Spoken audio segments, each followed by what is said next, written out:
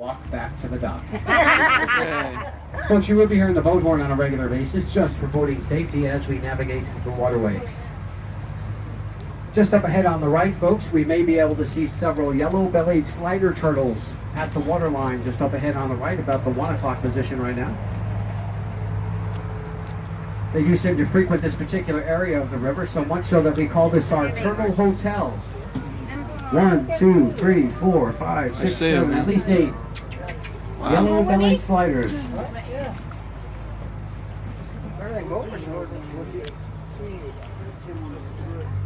Yes, it is. Back behind our dock, folks, just a little ways where the mermaids perform, that is the Head Spring. It's one of North America's largest naturally formed springs, and this one produces in excess of 100 million gallons of water a day, every day, 7 days a week.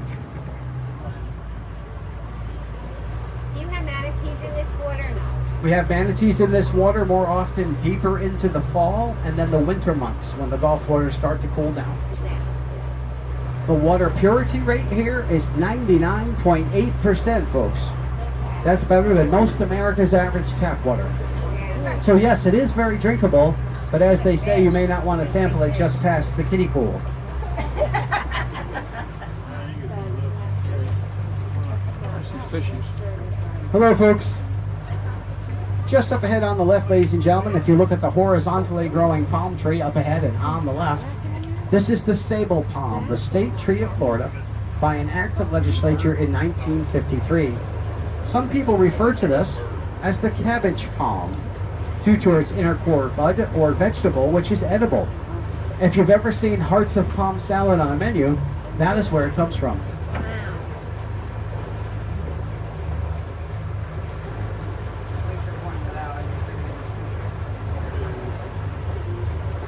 The water temperature stays at 74 degrees all year long, and we're traveling on a natural current of between 5 and 6 miles an hour, or 4.5 knots.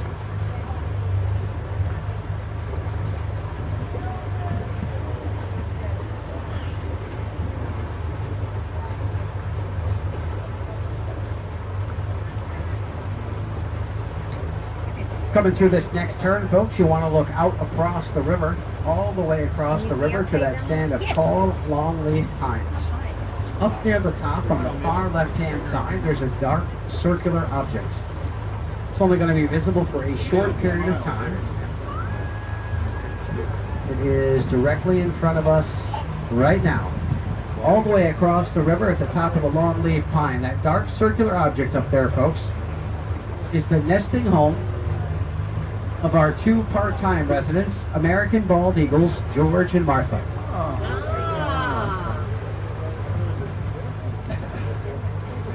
George and Martha had 2 successful eaglets earlier this year.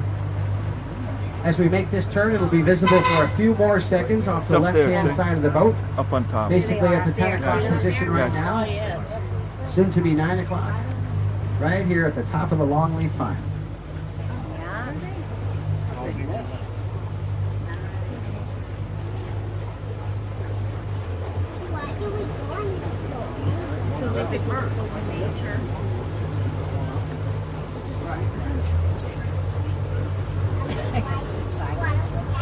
The beautiful underwater grass you can see on the left and right hand side of the boat is called tape grass. It's a form of eel grass, and it helps to provide a nutrient-rich environment for over 70 species of fish, snails, and turtles here on the Weeki Wachee. They're big.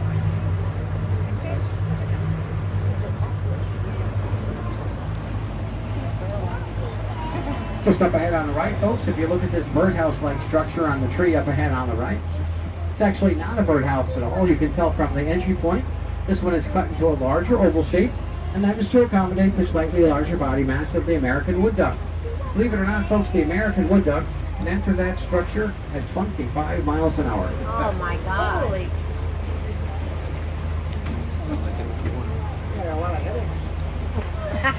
Concussions. The term Weeki Wachee is a Seminole Native American term. It means winding river or little spring.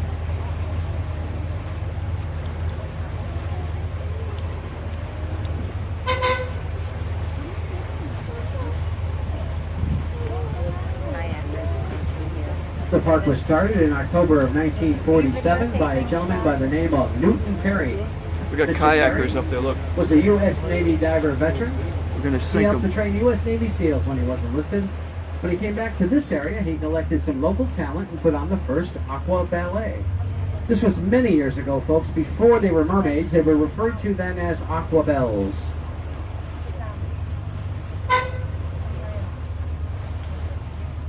Yeah. Believe it or not, folks, the first thing Mr. Perry had to do when he acquired the property, he had to clean out that natural spring from the numerous junked vehicles he found in it. I wonder if that guy's got a permit for that fogger.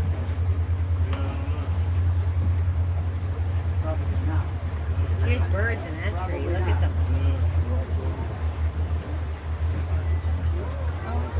See the big? They're big. Are those vultures? Once you come through the turn here, folks, you want to get over onto the farthest right-hand side of the river. There's a baby. We're going to be turning the boat down just right here in front of the school. Come back up, and then we'll be out of your hair. Yeah, you can rent Looking at kayaks. that light blue sign there, folks, that's the sign for the Springs Coast Environmental Education Center, created and supported by the state of Florida, and put there for the benefit of the public school children. Grade schoolers get to come out for the day and learn about their Florida environment and life here on the Weeki Wachee. When they get to the 6th grade, they get to come back out for a little kayaking field trip. You can see in the lower right-hand corner of the property a cable pulley system the kids use to help them get those kayaks in and out of the water. Just up ahead here, folks, we are going to be turning the boat around. The Weeki Wachee gets far too shallow for us to proceed any further. It'll just take a moment or two, and then we'll start our journey back. Let's see.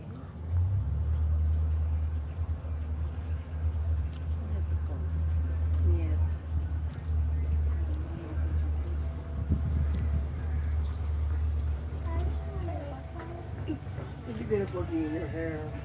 It's going right to my head.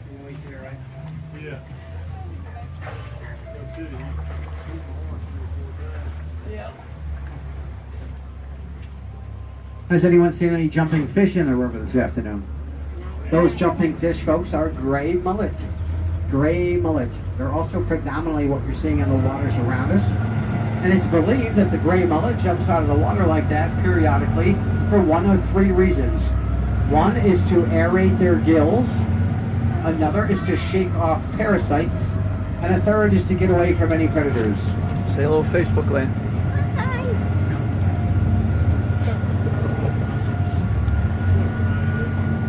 Oh, I don't know. Probably leftovers.